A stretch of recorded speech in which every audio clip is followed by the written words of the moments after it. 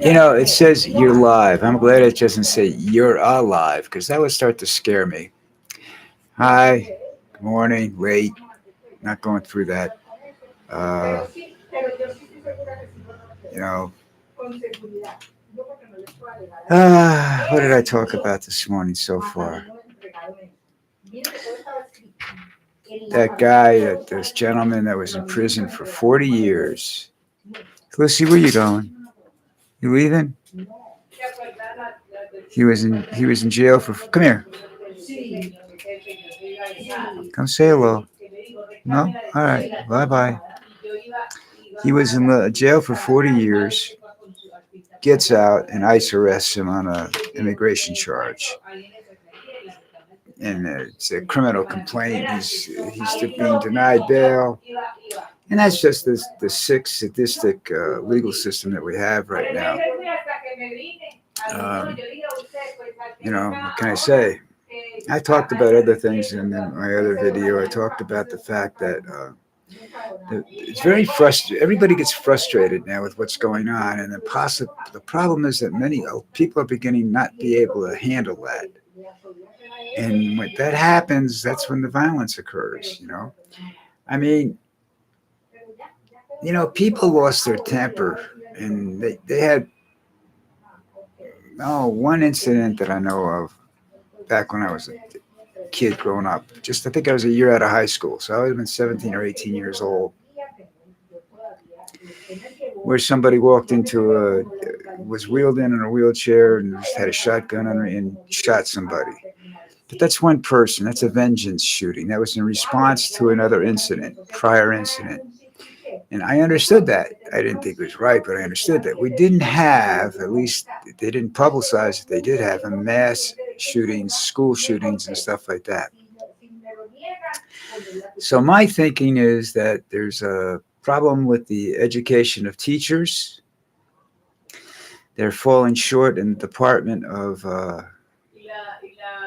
Humanities, you want to say it, where they take care of people, where they care about people. It's becoming more of not more than a dedication. There's a lot of dedicated teachers. There's a lot of teachers apparently where it's just a job. They're not being properly screened, maybe, or something like that when they're hired. And because these situations are preventable in two ways. One, the child can't be home life has to be different than what it is.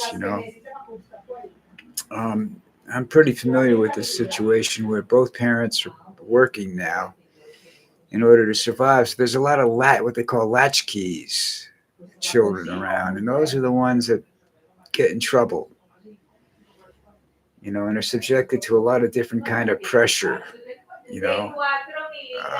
And then you have the other kind, the overbearing parents that think the child is better. That was what I had. That the child needs to do this or that they're just not, accomplishing enough in life. And I wasn't headed in the direction they wanted me to be headed in. Um, I don't know whether they'll be proud of me now or not. I have no idea. I hope my mother was always proud of me. My father, I'm not really sure. I don't know. In my more formative years, as I was older, he was a serious drunk and caused problems. But that's I didn't have anybody to go to. I had to work it out myself, and I didn't work it out myself later on in life. I never grew up. I never gained a certain amount of maturity that I needed, and I always regret not staying in the military and trying to, but I was afraid of it, honestly, I was afraid of it. I was in the military, but I just didn't like it. I didn't enjoy it. I never liked being told what to do. I guess that came from my parents, my father. He didn't ask, he told you. You never discussed anything, you just did it. Eat that food. I don't like it. You'll love it. Eat it. Or I'll shove it down your throat. And I would get sick and tired of it, and I just hated some of this food, and some of this food I've come to like, but that's because I discovered spices that can change the flavor of something and bring in or enhance a flavor of something rather than just giving me bleh with some breadcrumbs on it, and that's spicy. I discovered onions, garlic, oregano, basil, tamarind, thyme, all that stuff. Just, I learned to appreciate spices and their flavors. Um, some of them, I've people overdo, but that's all right. But anyhow, I don't think there are people that the thing that you get two kinds of stories when you listen to somebody after something happened. All right, the one I don't like is the one where they come up and they say he was a very troubled kid. I don't know, he didn't have a happy. Well, why didn't somebody say something or try to do something?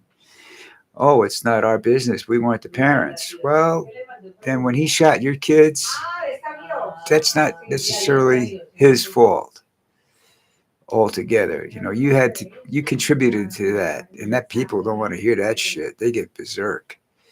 What do you mean it's my fault? That son of a bitch killed my fucking kid. I want him dead. Well, maybe I don't know how long you've known him, but if you knew him 10 years ago, maybe a couple of kind words at the right time might have diverted the process. Might have. I don't know. I'm not an expert in that field. Even though I studied it, I don't think that there's such a thing as when it comes to human behavior. I don't think there is such a thing as a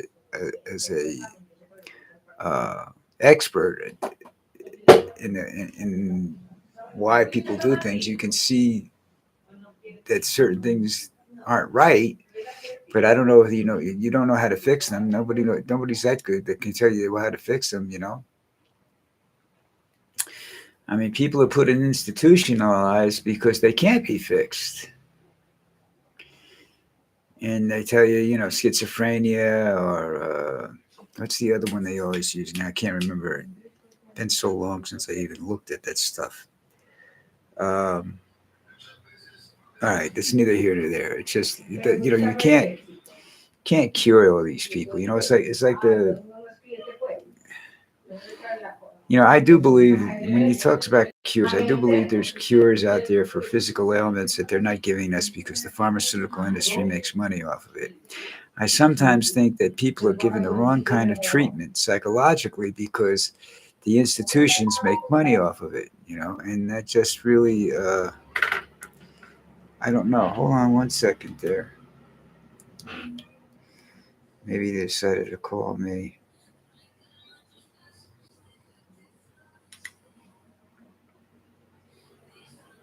Ba, ba, ba, ba, ba, ba.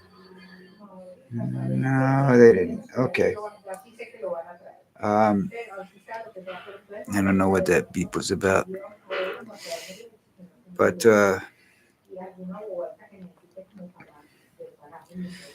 well, maybe that's why I gravitated towards older people, because they actually try to teach me things. My mom would just say, practice, you have to learn this. And I had this habit of asking why. I said, I would sit down and I said, I've had 12 years of English. All right. And you're making me read poetry and Romeo and Juliet. Okay. Different styles of writing. I understand that. Why don't you explain it like that? You want to subject this to different styles of writing. You want me to love it? I don't love it. I hate it. You know. Um, but here's the question. It's like, why do I need to know this? If my life isn't headed in that direction, why do I need to know it? You know, um, I liked art, but I was horrible at it, even though I enjoyed it. Now, could I have been taught proper ways of doing things and appreciation of it? Maybe. I don't know. I think I had some sort of attention deficit disorder when I was young, and nobody recognized it back then. You're talking 60 years or better, better than 60 years ago when I started school. So, you know, it's something you have to take into consideration when you're dealing with stuff like that. Okay. Well, as I said before, I have a tendency to bore people when I do these things. And I've been having, apparently, there's been some problems. Like the voice isn't working, and I sit here and I look at it, and